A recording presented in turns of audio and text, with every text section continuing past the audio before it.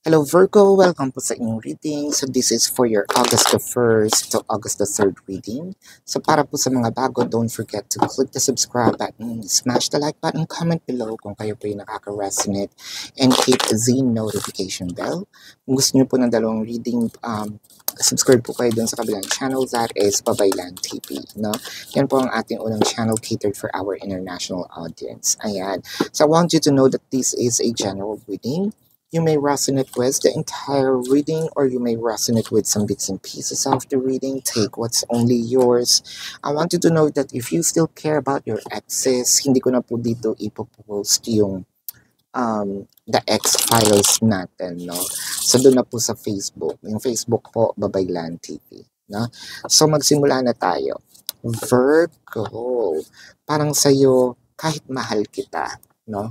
Kahit namimiss kita, I still need to hold on to what is right. Hindi pwedeng nasaktan mo ko, babalik ka na lang as if nothing happened, no?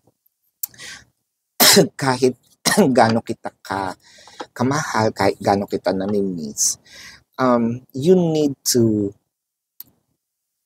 pay what's due. If that cost for you, no, to work on things, to exert effort, so be it. No? So parang I'm giving you now something to learn, no, Virgo. Kasi ang nakikita ko dito, dati kapag nagkakaroon tayo ng separations, ng konting gulo, no, parang ang dali-dali nating tanggapin, no, si person. Ngayon parang sinasabi mo, uy, wait lang, parang yatang nawiwili ka, nasasanay ka ng ganon. Parang feeling ko nababastos ako, no? Ibigay mo naman sa akin yung respeto, no? As a tao na lang, no? Kung hindi mo ako marespeto as your other half or your partner, no? Siguro as a tao na lang. Ang galing-galing mo sa ibang tao, no? Pero pagdating sa akin, parang nawala, no? Nawala yung value ko. So parang sa'yo, hindi. Pwede mo akong kausapin, pero meron akong walls ngayon. So, kumbaga in metaphor, nandun siya sa labas ng bahay, merong lang gate or pintuan, yeah, pwede tayong mag-usap, pero I'm not letting you in for now. No, for now. Hindi pa ngayon. Yes, I am listening to you. Yes, I am, sabihin natin, I want to, yeah, for now I am listening. For now I am absorbing. Pero hindi ako naniniwala sa lahat ng sinasabi. No? Yun. So with the Queen of Wands, the Six of Cups, and the Ace of Swords. So, ang nakikita ko dito, you actually burst everything out, no? So, parang sa sobrang sakit na rin, sa sobrang hapdi ng nararamdaman mo, I gotta be real honest here, no? Kasi in the first place, hindi naman ako yung unang nanakit, 'di ba? Ako yung victim, ako yung nasaktan. So I think it's right for me to say all these things, no? I think that there's cryings in here, no? Na naiyak tayo sa sobrang sakit. We actually move forward, ayaw man natin gawin, 'di ba? Ayaw man nating sabihin na diyaan ka lang, no? Ayaw man nating tikisin, pero ito kasi yung kailangan for now, no? With the Queen of Swords and the Six of Pentacles, hindi lang ito dahil sa galit.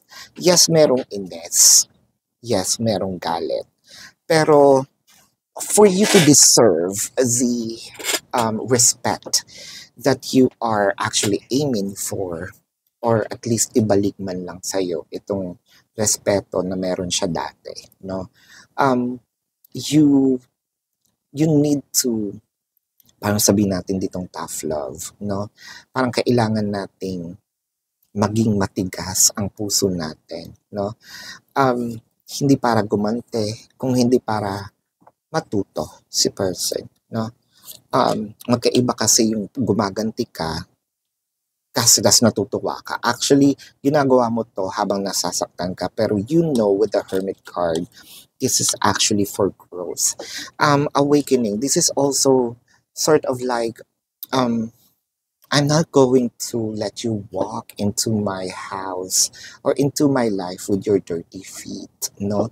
So, kung gusto mo pumasok uli sa buhay ko, hala, maghugas ka ng paa, maghugas ka ng ano bang hugasan, maligo ka, yung ganyan.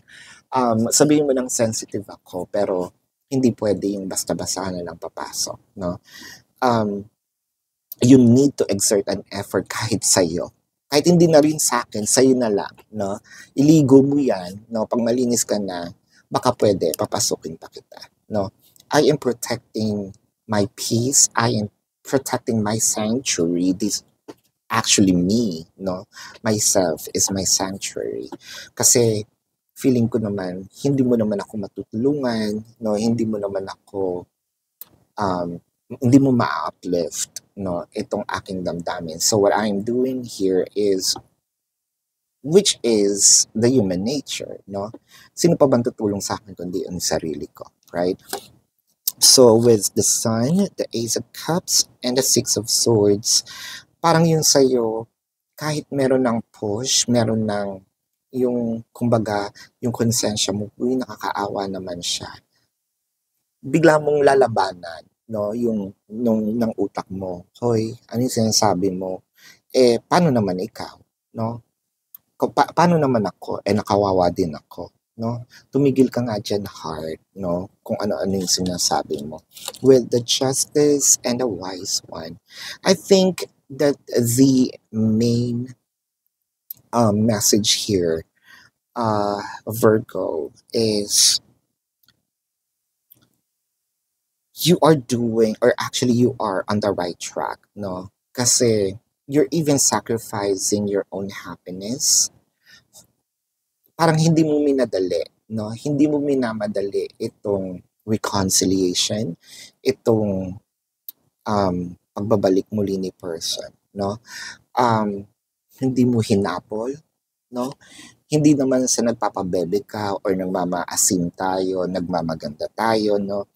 Um, no, this is actually you taking your power back, no? Um, I deserve respect, no? Kung hindi mo yun maibibigay sa akin, ibibigay ko sa sarili ko, no? So let's check here. But don't get me wrong, mahal mo si person, okay? So let's check the emotion. This could be your emotion or your person's emotion, no? I need you to help me and my beloved. So I think that this is, it could be a mirrored energy. Kasi parang, I love you, but I need you to help me for me to accept you back in my life, no? Prove to me that you deserve this chance, that you deserve for me to welcome you back, no? I need you to help me to understand why we end up this way. I need you to help me to understand why you lose, no, the respect for me, where it all comes from, no, or where it all began.